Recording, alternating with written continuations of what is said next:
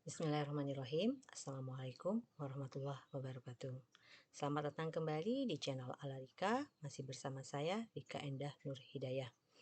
Baiklah, pada kesempatan ini saya ingin sharing tentang gula. Seberapa banyak sih kita toleransi untuk mengkonsumsi gula? Yuk mari kita ikuti. Namun sebelum lupa, untuk yang baru pertama kali mampir di channel ini, boleh ya untuk bantu subscribe, like, dan share jika bermanfaat.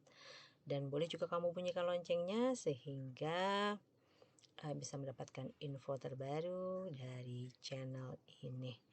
Baik, yuk kita ikuti apa sih yang akan kita bagi hari ini.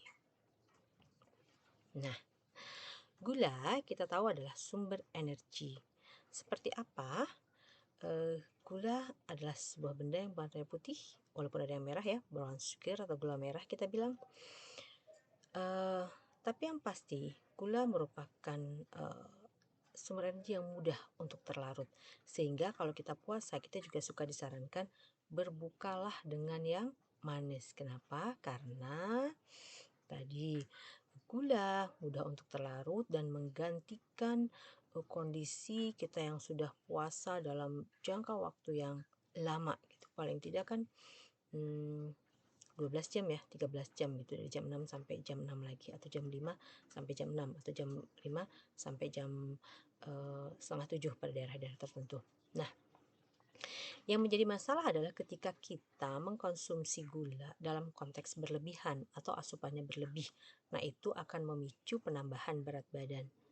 Makanya gula akan menjadi musuh buat para pediet keto atau diet sehat alami. Kenapa?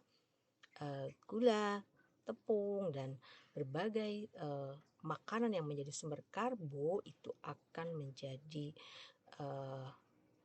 musuh atau harus dihindari. Kalaupun untuk pemula biasanya ditoleransi di awal ya. Nah, kalau kelebihan gula yang terus menerus, baik itu nanti dalam konteks gula yang kita konsumsi dalam minuman ataupun makanan, maka itu akan memicu peningkatan berat badan yang bila terus-menerus akan menyebabkan obesitas. Nah, ini sebenarnya yang bahaya. Ketika obes juga akan muncul penyakit diabetes. Jadi nggak selalu bahwa diabetes itu keturunan. Dari pola atau cara makan kita yang kurang bagus juga itu bisa terpicu. Dan efek lain bisa juga menyebabkan penyakit jantung. Makanya kita perlu mengontrol asupan gula per hari dengan toleransi hanya 50 gram. Itu setara dengan sekitar 5 sampai 9 sendok teh. Jadi tergantung sendoknya, ada yang cekung ya, itu mungkin cukup 5 sendok. Tapi kalau yang datar, maaf, yang cembung itu 5 sendok. Kalau yang datar sekitar 9 atau 10 sendok. Nah, sementara untuk garam yang sama-sama menjadi musuh bebuyutan juga nih buat para pegiat diet, itu toleransi hanya 1 sendok teh. Jadi kalau bisa mengurangi dari keduanya itu alangkah lebih baik. Dan yang ketiga yang menjadi musuh mereka adalah lemak. Kenapa? Lemak ditoleransi cuma 3 sendok makan, dan lemak itu jika dikonversi, kalau gula itu kan jenisnya karbo ya, karbo itu konversinya 4 kalori per gram, sementara kalau lemak itu kan 9. Makanya orang yang hobi makan lemak akan lebih cepat untuk resiko berlebih berat badan, karena kandungan lemak memang kalorinya lebih tinggi daripada gula itu sendiri ya. Adapun garam dihindari karena dia bisa meretensi cairan dalam tubuh yang menyebabkan tekanan darah naik. Makanya kan untuk orang-orang yang hipertensi ini sangat dihindari garam ya. Nah, apa sih yang bisa kita lakukan? Yang pertama, kita kalau emang kita suka manis-manis nih, karena pada dasarnya kita manis, silakan konsumsi makanan dalam bentuk asli. Jadi dari buah-buahan tuh banyak sebetulnya kadar gulanya ya, dan sebetulnya sudah mencukupi tanpa harus kita konsumsi gula lagi. Jadi gimana dong, saya pengen minum kopi, saya minum teh. Memang susah ya kalau udah edik, kalau udah tergantung. Paling mungkin caranya hanya mengurangi kadar gulanya saja. Bahkan kalau lebih baik, buah kopi hitam itu jauh lebih sehat, begitu juga dengan teh pahit jauh lebih baik daripada teh manis gitu. Nah, gula lain silakan gunakan gula alami tadi dalam bentuk buah-buahan yang tentu memang nggak bisa teh manis kita campur dengan stroberi atau mangga, itu kan memang nggak nyambung gitu. Tapi maksudnya kita minum teh atau meminum yang lain, sedangkan gulanya kita dapat dari makanan yang lain juga gitu.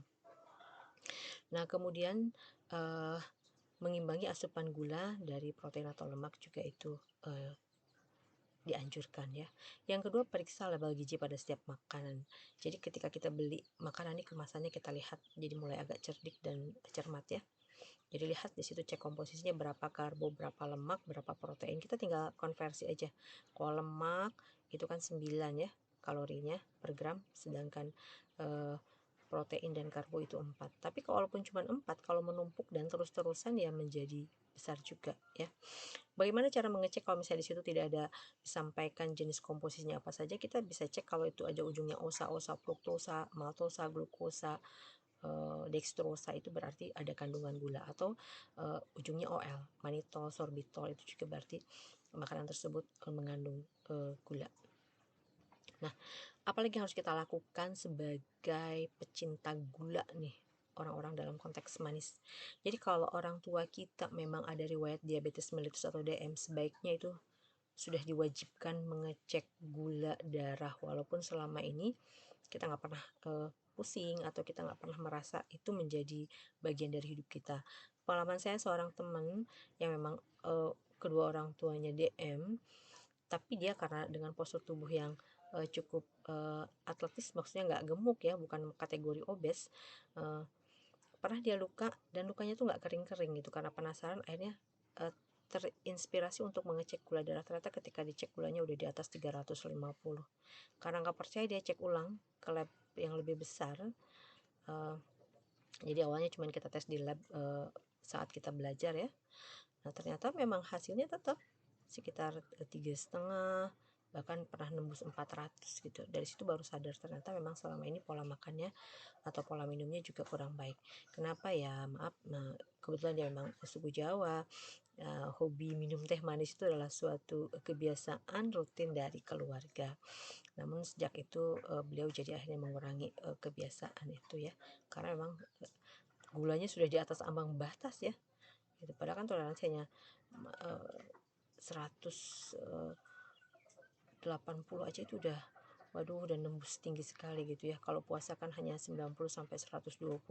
Kalau 2 jam PP juga nggak sampai nembus di 200. Pokoknya kalau sudah di atas sampai 300, sudah 400, itu waduh, sudah warningnya luar biasa ya. Nah, kemudian yang berikutnya adalah terapkan pola hidup sehat. Seperti apa sih pola hidup sehat? Silakan mulai rutin berolahraga. Olahraganya kalau bisa sih tiap hari, berjalan atau melakukan kegiatan yang memang memicu keringat kita, dan ada frekuensi serta durasi yang terus ditingkatkan. Gimana saya mengerjakan pekerjaan rumah nih sampai seharian dan nggak berhenti-berhenti, itu beda ya. Beda kegiatan mengerjakan pekerjaan rumah dengan olahraga. Kemudian porsi makan ya, coba diatur. Jadi porsi nasi atau karbo lain itu hanya sepertiga dari kebiasaan porsi kita makan.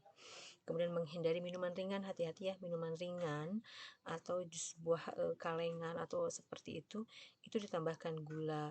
Coba juga kurangi makan permen, kue-kue yang manis, sirup, dan gunakan pemanis alam seperti yang alami, contohnya kayu manis, ekstrak almond. Memang kalau nggak biasa itu lidah nggak enak, nggak pas, dan rasa gulanya juga beda gitu dengan gula tebu ya. Namun untuk sehat saya pikir tidak ada salah untuk kita coba ya. Jadi ini berbagai alternatif yang bisa dicoba, dipilih untuk coba menghindari pemakaian gula. Nggak usah diberhentikan, tapi cukup mengurangi step by step ya. Oke, mungkin itu saran saya tentang pemakaian gula. Mari kita diskusi, boleh berikan saran di kolom komentar. Jika ada pendapat saya yang salah juga boleh dikoreksi. Mari diskusi dengan santun. Oke, terima kasih. Assalamualaikum. Sampai jumpa lagi. Jangan lupa untuk like, share, dan komen. Sampai ketemu di video yang lain. Salam sejahtera buat semua.